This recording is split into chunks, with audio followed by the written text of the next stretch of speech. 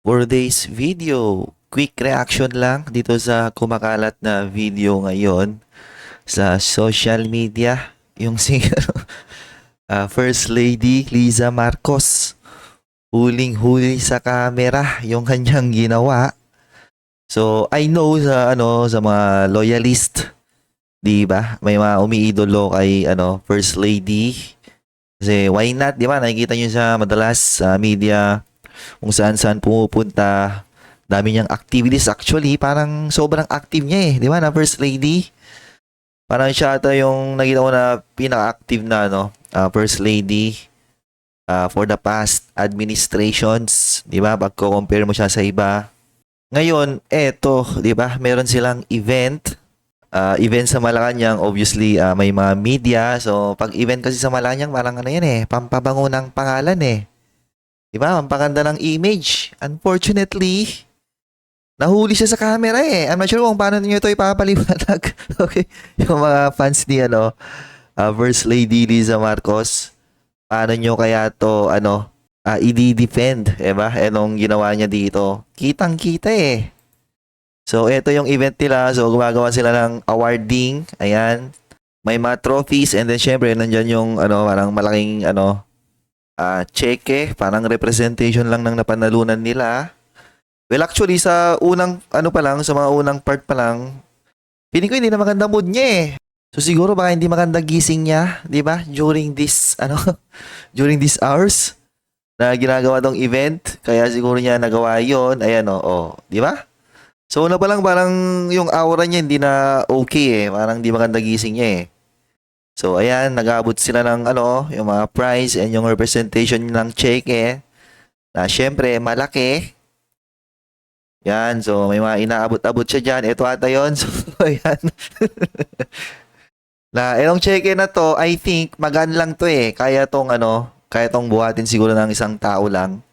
So, makikita nyo rito, pinipilit niyang bitawan kasi siguro ayaw niyang hawakan. Siguro ba pagod na siya. I don't know, baka busy schedule, tapos sumingit pa to. Okay, so makikita nyo rito, halatang halata, gustong-gusto niyang bitawan. O ayan, so nagkukwentuhan sila rito. Siya, hawak-hawak niya. Ano to mga to? Di ba? Ay, kwento-kwentuhan. Siguro baka ganun na yung inisip ni First Lady niyan eh. And makikita nyo rito, ayan, di ba? So, sa unang bitaw na attempt niya, di na agad okay yung niya eh, yung aura niya eh. Kaso pag binitawan niya kasi, di ba, si PBBM, wala eh, wala siyang hinawakan. So siguro baka isip-isip niya rin, di ba? Dapat si BBM yung bilang lalaki, siya dapat yung humawak dito sa kabilang dulo. So makikita nyo, di ba? First attempt, failed. May, yun. So, on the second attempt, binitawan na niya ng tuluyan and makikita nyo yung kanyang expression afterwards. Talagang hindi siya good mood eh. Di ba? Tama ba?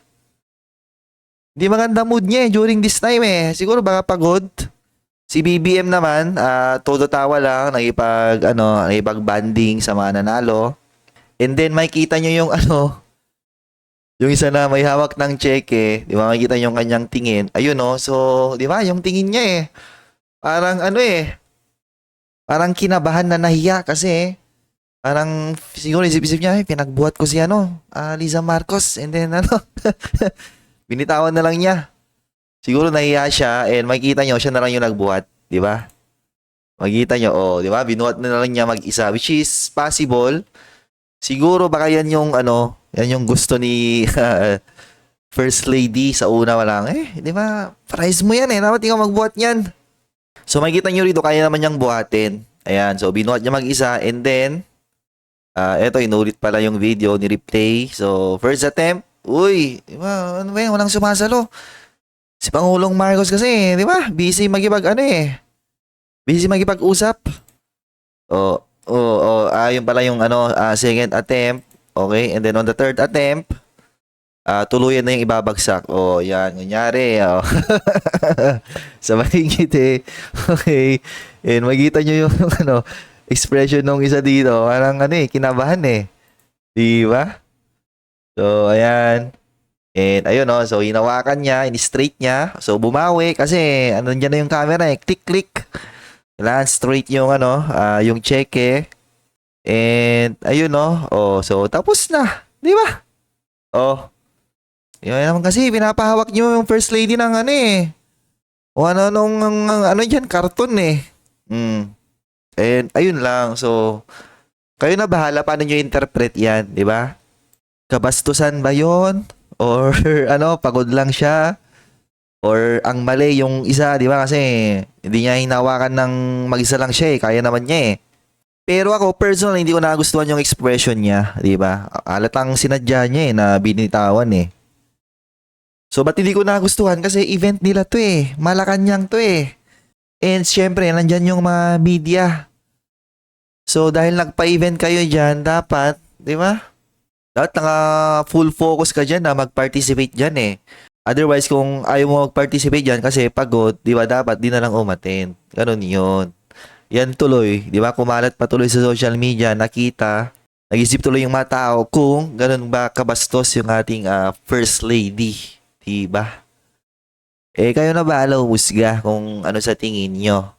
And then, ito yung isa, pero walang tatalo rito para sa ito pa rin yung number one, yung ano, inagawan niya ng alak si ano, Cheese Escudero.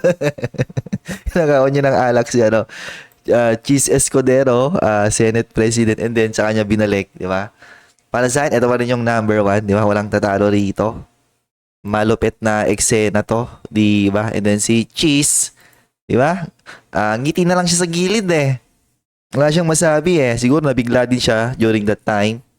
Anyways, ayun lang. So, anong sa tingin nyo ang ugali, di ba, ni First Lady?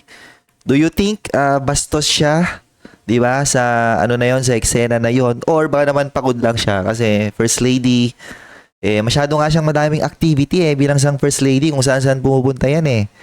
Baka pagod lang. Baka pwede rin ganon. Kayo na humusga. Let me know in the comment section. Thank you. Bye-bye. Like, subscribe.